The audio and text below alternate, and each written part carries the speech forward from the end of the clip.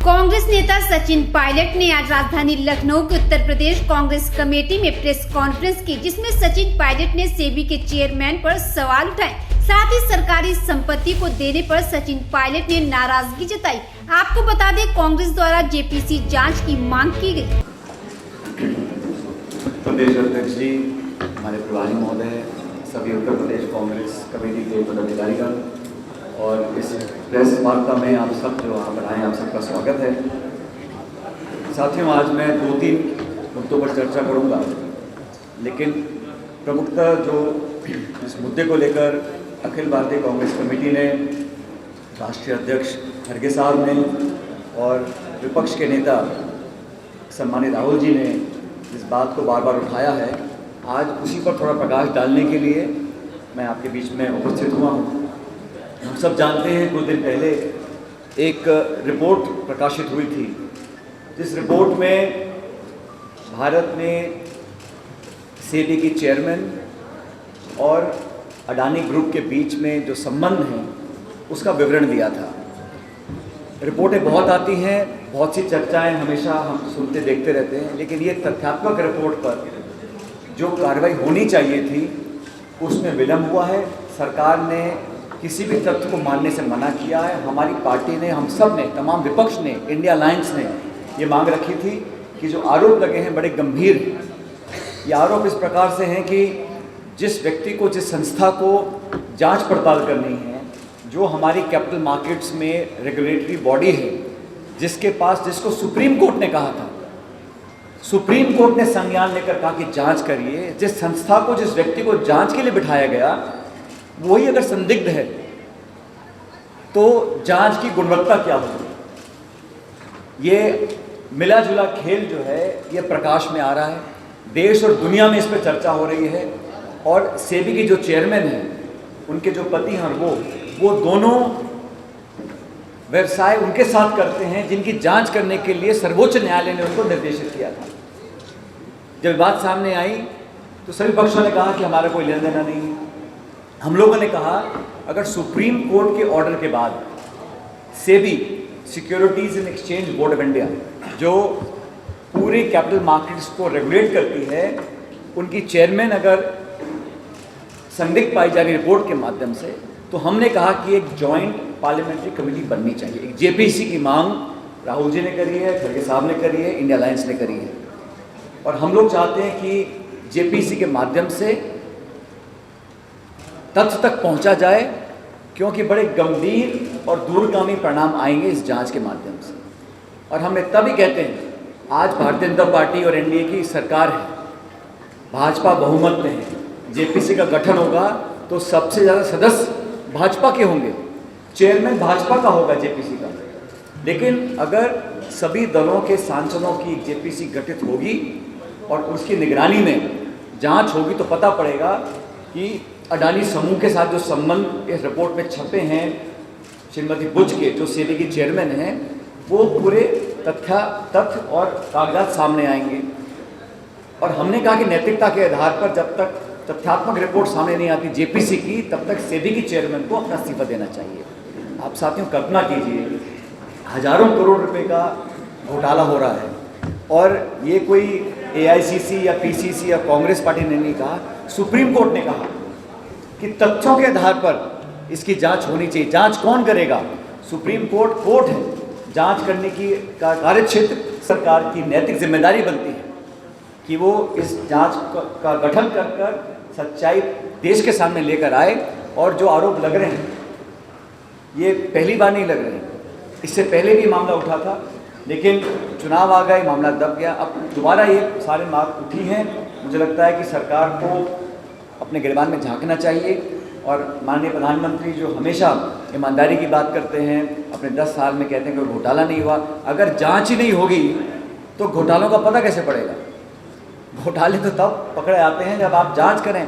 आज जो जांच एजेंसीज हैं, ईडी है, सीबीआई है, इनकम टैक्स है, पुलिस प्रशासन है, उनका एकमात्र काम है विपक्ष को टारगेट करो, जिनसे हमारी वैचारिक असहमति हो उनका शोषण करो, उनका चरित्र हनन करो, उनको बदनाम करने की कोशिश करो, मुख्यमंत्रियों को आप जेल में डाल दें, कांग्रेस पार्टी के बैंक के खाते आप सीज कर दें, विरोधियों को कुचलने के लिए, आवाज़ को दबाने के लिए सारे तंत्र का दुरुपयोग करें। पूरी सरकार की ताकत सिर्फ इस बात में लगी है कि विपक्ष की आवाज़ को दबाएं, लेकिन जनता ने इस लोकसभा चुनाव में जो परिणाम दिए हैं और खासकर उत्तर प्रदेश में, उत्तर भारत में जो परिणाम आए हैं, वो बतलाते हैं कि ये जो दबाव और शोषण और आक्रमण की जो राजनीति थी उसको लोगों ने पसंद नहीं किया है। और आज संसद के अंदर राहुल गांधी जी ने जब से कमान संभाली नेता प्रतिपक्ष बनकर, तो एक अजीब तरह का माहौल देखता हूँ मैं सत्ता पक्ष की जो बेंचेस हैं वहाँ पर, और सरकार लगातार यू टर्न लेने के लिए मजबूर हो रही है। ब्रॉडकास्ट का बिल वापस लिया गया, लैटरल एंट्री का बिल जो सरकारी आदेश था वो वापस लिया गया, वक्फ बोर्ड वाला बिल वो वापस लिया गया। तो सरकार का जो घमंड और अहंकार था उसको राहुल जी ने फ्रंट फुट पर आकर आईना दिखाया है, देश की जनता की आवाज़ को उठाया है और सच्चाई की बात कर रहे हैं। इसलिए बार बार ये वो सरकार है जो 3 काले कानून बनाती किसानों के खिलाफ, फिर 1.5-2 साल तक किसान धरना देते हैं, सैकड़ों लोगों की जान जाती है, उसके बाद मजबूरन विड्रॉ करते हैं। तो ये सिर्फ मनमानी करने का जो तरीका था उस पर लोगों ने पाबंदी लगाई है। और मैं धन्यवाद करना चाहता हूँ उत्तर प्रदेश और देश की जनता का कि जो परिणाम आए हैं ये हमारे लोकतंत्र के लिए बहुत उत्साह वाले परिणाम है। और लोगों ने बता दिया कि जिस प्रकार की राजनीति 10 साल चली देश के अंदर, जो एक तरफा कार्रवाई होती थी, उस पर अंकुश लगाना पड़ेगा। इसलिए हम पुरजोर मांग करते हैं कि जेपीसी का गठन हो और सेबी की जो चेयरमैन साहिबा हैं, जो 17 में मेंबर बनी थी और 2022 में अध्यक्ष बन गई थी, उनको इस्तीफा देना चाहिए, क्योंकि आप उस पद पर बैठकर न्याय नहीं कर सकते। जब आप पर इतने गंभीर आरोप लगे हैं जिसको झुटला भी नहीं आप रहे हैं, तो आप न्याय नहीं कर सकते। सुप्रीम कोर्ट का आदेश था, उसकी पालना होनी चाहिए, जेपीसी का गठन होना चाहिए। और हम लोग संसद के अंदर और संसद के बाहर लगातार सरकार पर दबाव बनाएंगे। हमारी मांग बहुत वाजिब है और जायज़ है। और करोड़ों में से छोटे निवेशक हैं देश में जिनको नुकसान उठाना पड़ता है, जिनकी निगरानी के लिए, जिनके देख रेख के लिए सेबी का गठन किया था, आज अगर वही संदिग्ध हैं, उन्हीं पर आरोप लग रहे हैं, उन्हीं पर मलियामेट करने का अगर मामला आ रहा है, तो न्याय नहीं हो सकता। इसलिए जांच होनी चाहिए और एकमात्र जो निष्पक्ष जांच हो सकती है वो जेपीसी करे, ऐसा आग्रह हम लोग करते हैं। और मुझे लगता है कि सरकार को जैसे बाकी चीज़ों पे इन्होंने यू टर्न लिया है, अपनी जिद छोड़कर जेपीसी का गठन केंद्र सरकार को करना पड़ेगा। इसके अलावा आप जानते हैं कि आज देश में अलग अलग संगठनों ने भारत बंद का ऐलान किया है। और ये भारत बंद एक राजनीतिक कार्यक्रम नहीं है, गैर राजनीतिक जो अलग अलग संगठन पूरे देश भर में हैं, उन्होंने देखा कि पिछले 10 साल से हमेशा ये सुखबुगाहट केंद्र सरकार के माध्यम से सुनने को मिलती थी कि कहीं ना कहीं दलित, आदिवासी, पिछड़े, गरीब, शोषित, किसान, इन सब लोगों के जो हित हैं उनको केंद्र सरकार सुरक्षित नहीं रख सकती है। और पिछले चुनाव में भी बात बहुत ज़ोर शोर से उठी थी कि कहीं ना कहीं अत्यधिक बहुमत पाकर देश के संविधान के साथ ये लोग छेड़छाड़ करना चाहते हैं। ये मैं नहीं कह रहा हूँ, ये देश के लोगों ने कहा और ये बहुत व्यापक चर्चा पूरे देश में हुई थी। आरक्षण से छेड़छाड़, आईएएस में लैटरल एंट्री, संविधान पर पुनर्विचार करना, और सत्ता पक्ष के बैठे हुए जिम्मेदार लोगों ने कई बार कहा कि दोबारा से पुनर्गठन होना चाहिए, संविधान में संशोधन होना चाहिए, और लोगों को एक असहजता महसूस हुई। इसलिए चाहे हमारे दलित भाई बहन हो, आदिवासी भाई बहन हो, उन सबको कहीं ना कहीं लगता है कि सरकार के रहते हमारे दूरगामी हितों की रक्षा लोग नहीं कर सकते, और कहीं ना कहीं ये आज या भविष्य में हमको नुकसान पहुंचाने की नीयत रखते हैं। नहीं तो क्या वजह पड़ी है, मुझे बताइए। जब मनमोहन सिंह के प्रधानमंत्री थे, 10 साल हमारी सरकार थी, कभी इस प्रकार का इतना बड़ा व्यापक बंद किया किसी भी संगठन ने, किसी भी समाज ने आज तक? मैं माननीय सुप्रीम कोर्ट के आदेशों पर टिप्पणी नहीं करूंगा, लेकिन बड़ा गंभीर मुद्दा है। और कांग्रेस पार्टी हमेशा से, राहुल जी कहते हैं, खड़गे साहब कहते हैं कि इस देश में जो लोग छूट गए हैं, जो विकसित नहीं हो पाए हैं, जो चंद भाजपा के आसपास उद्योगपति हैं, उनका तो विकास बहुत हो रहा है, लेकिन मध्यम वर्ग हो, महिला हो, किसान हो, नौजवान हो, छात्र हो, दलित हो, ओबीसी हो, आदिवासी हो, अल्पसंख्यक कोई व्यक्ति हो, आज अपने आप को मुख्य धारा से अलग पा रहा है। इसलिए जहन में असुरक्षा है। इसलिए जो लोग बंद कर रहे हैं वो इसलिए कर रहे हैं क्योंकि केंद्र सरकार ने अभी तक अपना रुख साफ नहीं किया कि वो क्या करना चाहते हैं। और ये जो हो रहा है पिछले 10 साल से, आज का नहीं है, बंद का ऐलान आज हुआ होगा, लेकिन कई सालों से लोग समझते हैं कि केंद्र की सरकार और खासकर भाजपा एक दलित और आदिवासी विरोधी पार्टी है। वोट लेने के लिए वो भाषण कोई भी दे दें, लेकिन अंदर खाने उनके मन में क्या चलता है वो लोग समझ रहे हैं। इसी कारण मेरे को लगता है इतना बड़ा व्यापक बंद इस देश में आज ऑर्गेनाइज हुआ है। अभी जैसा आप जानते हैं उपचुनाव भी होंगे, अध्यक्ष यहाँ मौजूद हैं। 2 राज्यों के चुनाव डिक्लेयर किए हैं निर्वाचन आयोग ने। तो ये बात सच है कि इलेक्शन कमीशन ही चुनाव डिक्लेयर करता है, करवाता है।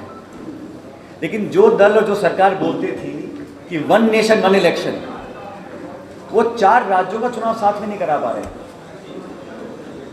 क्या कारण है? 10 उपचुनाव राजस्थान उत्तर प्रदेश में होने थे, 6 राजस्थान में होने हैं, लोकसभा के चुनाव पेंडिंग है। तो सब डिले कर रहे हैं, अपनी सुविधानुसार ऐसा माहौल निर्मित नहीं कर पा रहे हैं ताकि निर्वाचन आयोग एक साथ 4 राज्यों के चुनाव कर पाए। जहाँ जहाँ भी उपचुनाव होंगे वहाँ पर भारी बहुमत के साथ कांग्रेस पार्टी और इंडिया अलायंस जीत कर आएंगे, ऐसा जनता भी मानती है, हम लोग भी मानते हैं। हम इंतज़ार कर रहे हैं कब वो डिक्लेयर करें। लेकिन आपस की जो सर फुटबॉल उत्तर प्रदेश में है भाजपा के अंदर, मुझे लगता है अखिलेश जी ने एक मॉनसून ऑफर दिया था भाजपा के नेता को, उसका उन्होंने लिया नहीं लिया मुझे मालूम नहीं, लेकिन जो खींचतान चल रही है उसका नुकसान सीधे सीधे प्रदेश की जनता को उठाना पड़ता है।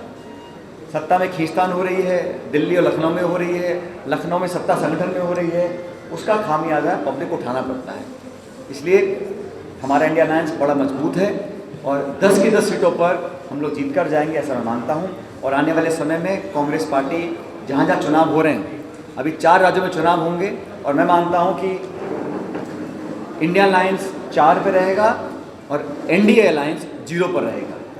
महाराष्ट्र में, झारखंड में, जम्मू कश्मीर में, हरियाणा में, हर जगह कांग्रेस और इंडिया अलायंस की सरकार बनेगी, ऐसा हम लोग समझते हैं। क्योंकि देश में जो माहौल था वो परिवर्तित हो रहा है। लोग समझ रहे हैं कि जो केंद्र की सरकार है इसके दिन गिने चुने हैं, 2 बैसाखियों पे लोग आगे बढ़ रहे हैं। और हमारा साथियों, बिहार के साथियों से या आंध्र प्रदेश के भाइयों से कोई बैर नहीं, लेकिन केंद्र सरकार का जो बजट था वो सिर्फ घोषणा कर कर, कागजी कार्रवाई कर कर अपने सहयोगी दलों को राजी करने का था। शुद्ध रूप से एक पॉलिटिकल बजट था। वो देश को विकसित करने के लिए, किसानों का भला करने के लिए, गरीब राज्यों को मदद करने के लिए नहीं था। और ये भी सिर्फ घोषणा करी है लगभग 1 लाख करोड़ की। दोनों राज्यों को कितना मिलेगा समय बताएगा। लेकिन क्या गलती थी उत्तर प्रदेश के, राजस्थान के लोगों की कि केंद्र सरकार ने बजट देने में इतनी कंजूसी करी। तो ये भेदभाव जो है, पक्षपात जो है, ये मजबूरी उनकी बन गई है। इसका खामियाजा भी देश उठा रहा है, ऐसा मैं कहना चाहता हूँ। आपकी कोई सवाल हो तो मैं जवाब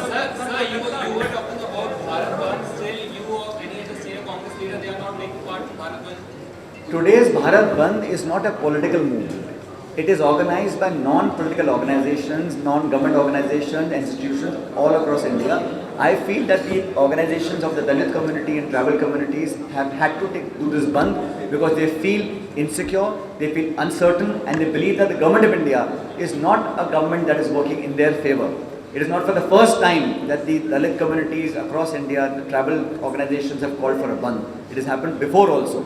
I think therefore it is incumbent upon the government of India to create an environment where everybody feels safe and secure, and they feel that the interest will not be compromised either by amending the constitution or by the government orders, like the recent government order of lateral entry into IAS. And the BJP is talking about how it was the idea of the Congress party. Let me just clarify. When you have someone as eminent as Dr. Manmohan Singh entering services and helping in the reforms of the economy of India, everybody welcomes it. But when you institutionalize that mechanism to avoid getting young talent from those underprivileged communities, that shows your mentality. That is why Rahul Gandhi ji opposed it in Parliament. India Alliance opposed it because we felt this lateral entry is something that is going to certainly create insecurity amongst the Dalit communities, tribal and backward communities. Because पहली बात तो नौकरी बहुत कम है देश में, जो है नौकरियाँ उसमें भी आप वंचित लोगों को मौका भी देना नहीं चाहते हैं। आप मौका दीजिए, अपनी कार्यकुशलता से, अपनी मेहनत से, अपने प्रतिस्पर्धा कर बच्चे आगे आएंगे। तो उनके दरवाजे बंद करना, उनके रास्ते रोकना, ये मानसिकता को दिखलाता है। इसीलिए उनको मजबूरन कांग्रेस और विपक्ष के दबाव में उनको ऑर्डर वापस लेना पड़ा।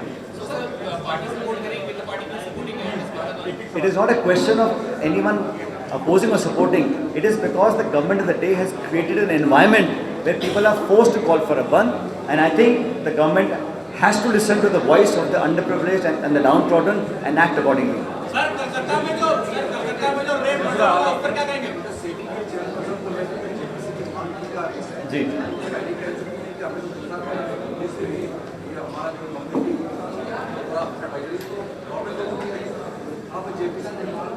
उनके कहने से क्या होता है भाई, वो तो अपनी सफाई देंगे ना। हम कह रहे हैं आप इतने जिम्मेदार पद पर हो, आपको सुप्रीम कोर्ट ने कहा है आप अल्प समय में इसकी जांच पूरी करिए। इतना लंबा उन्होंने जांच को खींच दिया और कुछ तथ्य लेकर सामने नहीं आए। अब आरोप लग रहे हैं कि आपकी मिलीभगत थी उस ग्रुप समूह के साथ, तो उसका स्पष्टीकरण कौन करेगा? जो जांच करने वाले लोग हैं उनकी जांच कौन करेगा?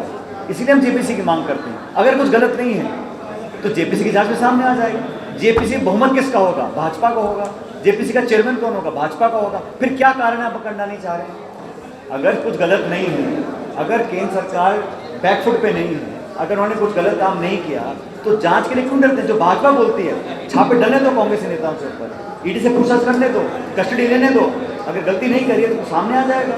तो अब ये इस पर क्यों मना करते हैं मुझे बताइए? हम तो सिर्फ जांच ही मांग रहे हैं ना, मैं तो आरोप ही नहीं लगा रहा हूँ। मैं तो कह रहा हूँ जो तथ्य सामने आए हैं उस पर अपना स्पष्टीकरण एक ऐसी संस्था को दें जो आपसे ऊपर हो। अब सेबी से ऊपर क्या है?